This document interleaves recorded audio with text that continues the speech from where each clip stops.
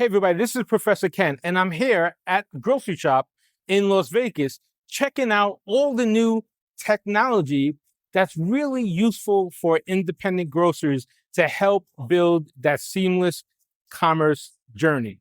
Now, let me think about this for a second and explain why it's so important to develop that seamless commerce journey if you're an independent, a mom and pop grocery store. We all know what's happening around us, right? AI is in place just about everywhere we go. The shopper wants to get their product not only when they want it, but where they want it and how they want it. So you, as a grocer, have to be there for them.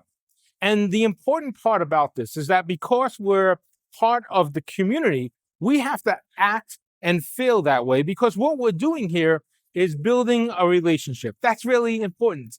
I want my customer to know how important they are to me. So how can I do that? Well, with the technology that's out there right now, you can use things like personalization to help build a program that will connect that customer closer to you. You can use things like AI to help understand what those ins and outs of that customer needs are. You can use things like digitalization so that that journey begins on that cell phone.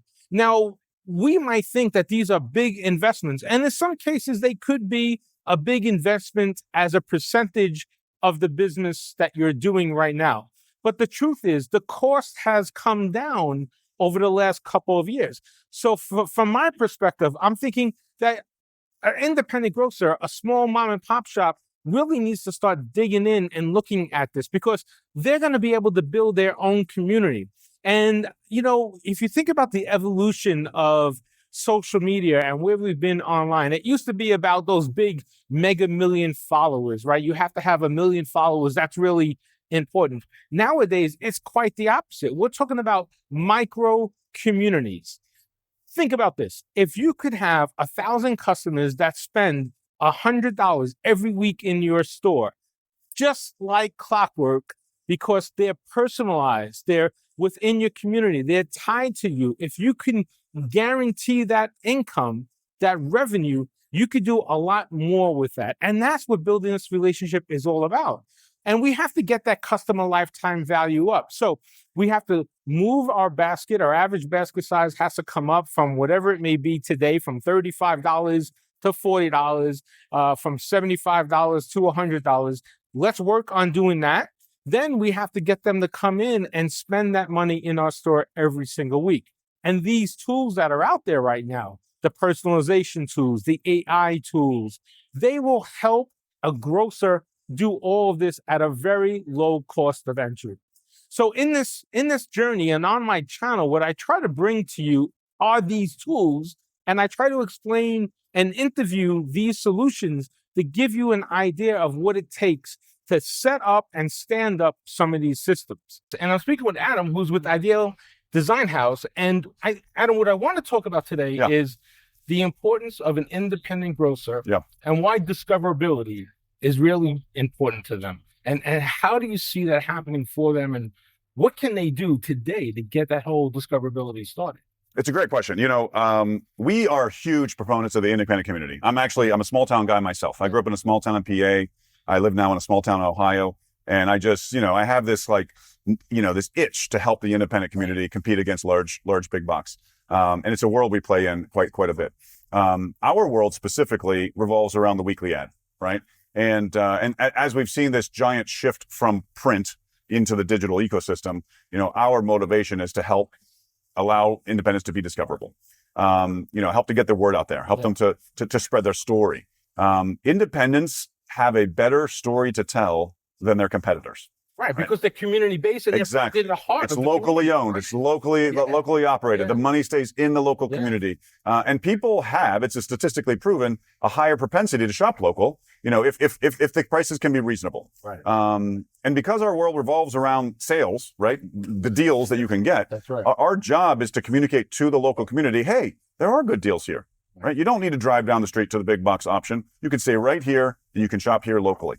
And so being discoverable for an independent retailer is incredibly important. They have to stay top of mind. They have to stay in front of their community. Right. But I think that if they work hard at it, they actually have more potential than their competitors do because they're more relevant, right? They're already local. They're already part of the community. They're already stitched into that fiber. And I think that's key. And I always practice and I preach relationship building. Yes. It's very valuable, Yes. right? And I think about any type of relationship. When you get closer to somebody, you're willing to be with them more. In this case, spend money with them. Yes. And right now, we know that the average basket can't be completed in one store in most cases. Yes. So let's increase that basket size. Yes. By keeping them there, and maybe this is how we do that. So what we are trying to achieve here by Angible is that you want to provide, an AI solutions that can actually help independent grocery when every time you adopt the self-checkout, I think the number one challenge they are facing is the potential losses.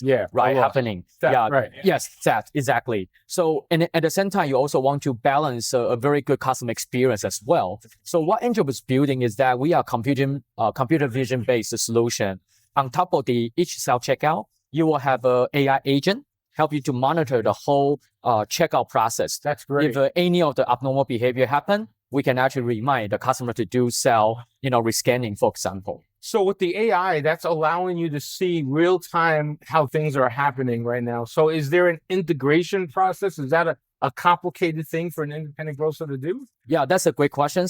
Our philosophy is want to, provide a frictionless process so that whatever the platform, the self-checkout system or the camera you are using, make no difference to Angible, right? Our solution, we can integrate perfectly with whatever model that you are using already in your technical infrastructure nowadays. Okay, so it's a simple add-on process then? Yes. That's really good. Now tell me why would I want to do that now? Why do I have to do this today if I'm a grocer? Yeah, I think that's a great question, right? Number one reason is that because potential losses are happening every single day, like now, right? So you need to really make sure you have a tool or have a mechanism to really, decrease the shrinkage. And the number two is that ultimately you want more customer to use your self-checkout. So you want to make sure the customer experience are, working really good with your self-checkout. So those are the two primary reasons why you need a computer vision based solutions now instead of later. So the AI piece, is that actually reading the UPCs and seeing the product and doing all that as well? Yeah. So the way how we actually do it is that we will monitor the scanning behavior. Okay. And also we will detect any of the objects that need to be scanned on that self-checkout zone. So through that, we are able to understand whether or not some items are not scanned properly, so we can remind the customer and also the cashier. So it reduces the error rate and then obviously helps prevent the theft rate from going up. Exactly. I'm here at Grocery Shop in Las Vegas with Matt Renner, who's the CRO of App Zero. And what we're going to talk about here is the importance of AI for the regional grocers, and not just, the need of putting in something in ChatGPT, but using it to help grow and build your business. Yeah. So Matt, give us your take on that. What's your experience, and why does a regional grocer have to be involved with AI today to really grow the business? The way I look at it is, when you're a regional brand, you're fighting against very large companies with a lot of resources. And I think the one thing that we're really finding about AI is it really levels the playing field. And it's not just restricted to large corporations. They were early adopters and they have the funds to do it. But it's gotten to the point where AI is now available to everyone, and you don't have to have $50 million and a whole team to deploy it. There's real world use cases that you can do today that can help level the playing field. You can now provide the same shopping experiences to your customers as the big guys, and AI can level the playing field for you to do that. And I think that's really an important part, because listen, if you're an independent grocer, you are in the community, you're part of the community. You don't have that, $50 million budget. Yeah. So, and I think that's really important to get that message out, because everyone knows the buzzword AI. Everybody knows the magic of AI, but then they think about the price tag and it becomes sticker shock. So what you're saying is that now AI and your tool has become a little more affordable, but not only I think affordable, but I would say necessary, right? Yeah. It's a necessary investment Yeah. a retailer has to make. Well, so if you think about it, right?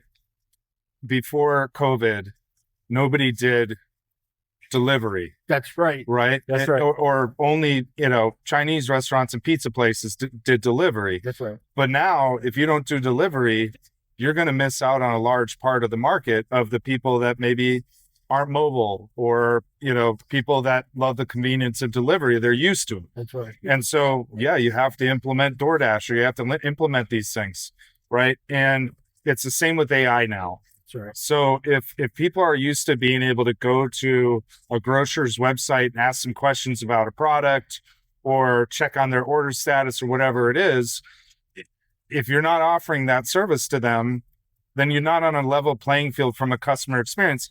And the thing is, these types of businesses probably win because of customer experience. That's right. And you have to provide the solutions that your customers want. And so if you don't, you are risking that they may go somewhere else. Speaking with Ara from Unisite, and Ara, what I think I want to present and talk to the audience about today is the need for AI and technology, not for just the big stores, but maybe the small independent store. And I'm talking about 1, 2, or 3 stores. And you're a grocer yourself. You own 2 stores as well. So tell me about that. Tell me about that journey, and why is it important for today, someone who owns 2, 3, or maybe even 1 store, to have technology in their everyday life? Well, you want to take off that burden from needing that much staff. Yeah. And you want to be able to compete in today's unique markets. Yes. Right? Lots of grocery shopping has been transferred to online, the digital realm, right? It's become a lot more convenient, especially since Amazon joined. Yeah. So who's Amazon? Exactly. So because of that, us mom and pops, as we are still considered mom and pops, corner grocery drugstores, we're a staple of the community. Consumers still need us, and just relying on the fresh product line isn't going to make ends meet. Right. And so to be competitive, to have the right products at the right time, in an ever-changing consumer buying habit, you need the data. And we can't afford the team of analysts sitting in the back to come back with those numbers and say, hey, this is how many you need of what. We're gone. We're bankrupt. We're done. Right. So AI gives us that unique ability with implementing relatively cheap machine learning to give the local mom and pop grocer the same metrics, the same data the big boys have. That these products are moving, reduce this from your inventory, start adding this product line instead. And therefore, you're still serving your community, and you still get to survive in today's everly more competing market. Yeah, because we're fighting for, 1%, 2%, 3%, small margins. Now, if I own 1 or 2 stores, I'm thinking to myself, okay, this sounds wonderful, but I can't afford that. I'm not the big guy. I don't have $1 million to invest in any system. So tell me about that. What does it look like if you're really going to make an investment? What does that look like in terms of the spend threshold, and what's the return on that type of investment? Question I get asked every day. Yeah. Right? It costs less than a part-time employee. A part-time employee. Part-time employee. And better yet, since I replace your entire tech stack, if you have it, right, I automatically reduce your overhead over there as well. Right. Unlike some who say, oh, you only need 2 or 3 full-time employees to run the application, you need no additional employees to run this. We'll probably reduce your staffing requirements as well. Why? Because everything is interconnected, and we take out that middleman for the import, export, or Excels or CSVs. We take all that out. Right. Every action has a adjoining action that's mostly automated. And I think that's key because, all right, so I could imagine owning a grocery store, and I cut my teeth in bodegas and grocery stores, when I was 14, 15, like everybody else in New York.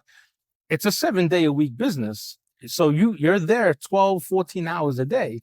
So the fact that you have technology, not only to ease your finance burden, but maybe even your personal burden too, right? No, that's a fantastic point. Now, the original version of this that I implemented and deployed at my grocery store, my first one, was in 2015, 2016. Yeah. I retired by 2017. Really? I didn't have to go to work. And I'm the guy who would go to the produce market at 2 a.m., be back at the store at 6 a.m., unloading it, putting it in the refrigerator. I was running because the minute you step out, you lose control. Yeah. But with an application like this, you don't. because it's overseeing. Not a dollar can be spent in your store that doesn't go through this application. Not a dollar enters your store that doesn't go through our application. From the point of sale down to your vendor checks, all in one application. We hired a GM, put him in charge, and he follows the rules. So basically, you're capturing everything, and I'm assuming you could manage this from a device, right? Your handheld? Yeah. You want to see my Prof? It's right on your mobile phone. Everything, all the alerts are there. We have apps. We have a bunch of cute apps. But as an owner on my watch, it actually shows what my store is doing today in sales and profits. Hey, this is Professor Ken. I'm at Grocery Shop with Amrita, who has a great new technology for independent grocers. And Amrita, it really focuses on the waste for inventory. So why don't you tell us what the problem is right now and how you're solving for that? So the problem is that a lot of retailers and brands have overstock and shrinkage due to a variety of reasons. Expiration dates, at a certain point, they have to pull product from the shelves, phased out SKUs, discontinued flavors, packaging changes, damaged boxes. There's a variety of reasons that contribute to overstock, and retailers and brands are losing money because they're throwing away a lot of this product. So how does your solution come in and solve that problem? So we connect retailers and brands to vetted buyers in the secondary market who specialize in procuring overstock, who are able to take it offhand, come and pick up directly from the warehouse. For some of our customers, we also connect them with donation partners and facilitate their ability to be able to get tax write-offs by donating to 501c3s. Oh, that's pretty cool. Now, do you need to be integrated with your inventory system? So for many of our customers, we're integrated with their WMS, their warehouse management systems, or their ERPs or storage capacity models. That makes it easy for us to get real-time inventory data on what needs to be liquidated. And then the transaction is all seamless, so it all happens online. So how do they collect how do they collect for the goods? And how does that money get transferred back and forth? So everything happens through our platform, all the compliance, the BOL, bills of lading. Transactions are typically done via ACH. We have Stripe integrated on our platform. Any other payment systems that our customers need to use are integrated. Pickup and scheduling is all automated. So typically our buyers will come and pick up directly from the warehouse, and they already have all of their freight paperwork, for example, their BOL in their portal. Everything is typically pretty streamlined, and transactions happen in a few days. In the status quo, they happen in weeks. That's great. Now you already have it operational in some stores already. And what's the benefit they're seeing from it all? I think for a lot of retailers and brands, they're seeing an estimated 20% higher recovery rate on their overstock through our platform. One of the reasons why is that because we have so many buyers, we have so many donation partners, we're able to arbitrage pricing better, right? Eric is with Code, right? You got it. So, Eric, what I want to talk about is the importance of reaching the shopper, at least for the independent grocers. And we know right now, everybody's out there on their devices and everyone is seeing all these messaging. So how important is it for an independent grocer to make sure that they're part of that mix? I think the short answer is extremely important. So multi-channel, omni-channel touch points have sort of been the bedrock of customer engagement over the last couple of years. And what we see from a Cody perspective, powering retail media networks, and that's inclusive of digital touch points and sort of an owned app and owned website, as well as offsite media, so ads across the open internet, and then in-store as well, is that customers that are consistently engaged with those touch points tend to be more loyal, tend to spend more money, and tend to be better ambassadors of the brand globally. And so I think, again, the short answer to your question is extremely important to get that right. And to know that you're adding value to that consumer experience. And I think you said something that's really important, because it's those touch points. You know, if you're an independent grocer and you're up against the big guys of the world, the Amazons and the Walmarts, they're doing so much and they have so much of a budget to do all these different things. They're always going to be front and center. So I think you have to, if you can't go big, then you should go small. And this gives you the power to be there and be front and center. Yeah, I think there's two things I would say there. One, there is importance in that specialization, the importance of being local, but also thinking national, thinking big. The tools that are out there today for the independent grocer are dramatically different than they were in this space 5 or even 10 years ago. And the things that, really were only possible or only could be done by to your point, an Amazon or a Walmart 10 years ago are really now available to everyone. It really comes down to, are you picking the right set of partners? Yeah. How are you integrating those partners? How are you working together to build a better experience? Yeah, and I think that's important because, as you know, if you're an independent, if you're in a regional, you don't have the resources. Maybe you don't even have the technological savvy that you need, or the team that you need to understand all this.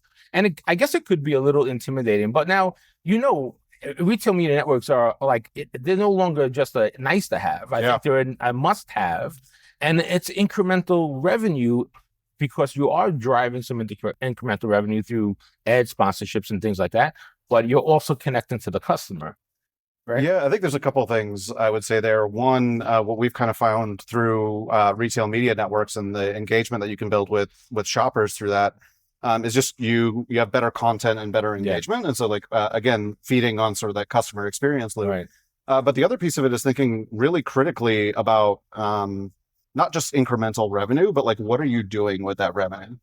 So a lot of our customers look at that and they say, hey, yeah, we can take that revenue and move it to the bottom line. But what if we also thought about using that incremental revenue to lower prices? What if we thought about That's that an interesting thought. incremental revenue to be able to drive some sort of other customer loyalty program or other sort of benefit to our community? And so it's a strategic imperative for a lot of retailers. Again, not because, yes, there's extra money to be made, but I think if you go into it and you say, hey, I'm just looking to make a couple of extra bucks, you're really going to miss the ball. It's really about how do you actually use that as a driver for the business to go make that core experience better and be able to deliver more value. And I'm glad you said that, because I haven't heard a lot of that yet in industry conversation where, yes, we know it's going to add a couple dollars, put a couple dollars up on the board, but then how do you use those dollars? How do you use that revenue? Because now you have a bucket of dollars that you can allocate to do something else. And I like that thinking. And so there's a virtuous flywheel there that you can create, right? So if you're using those dollars to lower prices, you're engaging customers at another level, you're building loyalty, then you're building your customer base, you're building more engagement there. And then once you've got more customers, what can you do with that? You can actually go sell more media. That's and then you right. create that flywheel. And so if you look at the business that, and I didn't invent that, right? That's the business that Amazon has built, right? So more engagement leads to more customers, leads to more purchases, leads to more engagement. I'm here at GroceryShop talking to Victor from Machina. And what we're going to talk about today is the real need for connectivity in the shopping cart environment. So we know what's out there now. You put groceries in the cart, but there's no connectivity to a device or anything like that. So tell me about the need for that for independent grocers. Why do we need to have something like that now? So the number one benefit of connectivity is engagement. Yeah. So right now, you will learn about your customer, what they have purchased after they check out, right? After they pay, you know what they have purchased. Right. But there's really no opportunity to engage customer while they are actively shopping. So for example, right now, Amazon, online, 35% of their sales is from cross sales. Right. When you put something in the basket, in the virtual basket, they always suggest, okay, customer always, will buy this one and that one too. Now that's cross sale. Right. And that's constitute 35% of their sales. That's a lot. That's a lot. Yeah. But for traditional supermarkets, the cross sale rate is only around 1%. Yeah. So there's a lot of room to grow there. A lot of room. And the reason is that because there is no connectivity and there's no way to engage customer while they're actively shopping. So we have developed the world's first smart basket, along with smart carts that can engage customer as they are actively shopping. And I think that's important too. And I've seen it, and we're going to show a demo of the product in the video as well. I think that's important too, because the basket right now, the total dollar basket for an independent needs to increase because those dollars are going somewhere else. Right? You mentioned Amazon. So maybe I'm doing my canned items, my shelf stable items from Amazon, but I'm doing perishables in store. You want to be able to grab everything together, and knowing that data is important. And that's the magic of this, is having that real-time data to take action. Exactly. Yeah. So once you have the data, you can ascertain shopping intent. So if you know what your shopper is likely trying to fulfill their goal, then you can help them plan that and suggest what other items that they might need. They might not have crossed their mind, but because now we have the opportunity to engage, with the customer. Right. So this is some new opportunity that we can react. And I think that's part of that whole personalization and being able to make that immediate impulsivity action right there at the soul level. Right. Because there are times when, we have this shopping list and sometimes we forget what we need. Mm-hmm. And if I have somebody, an AI agent helping me think about that, that's even better, right? Mm-hmm. Mm-hmm. So your system can help me do that as well. Oh yeah, we can go even beyond suggestion. Is that even, let's say, you put an item in there and you hesitated. Yeah. You take it back out.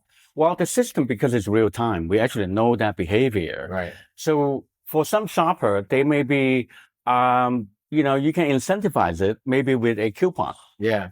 And then you can adjust the level of incentive, maybe, let's say $1 off coupon and watch what happened, right?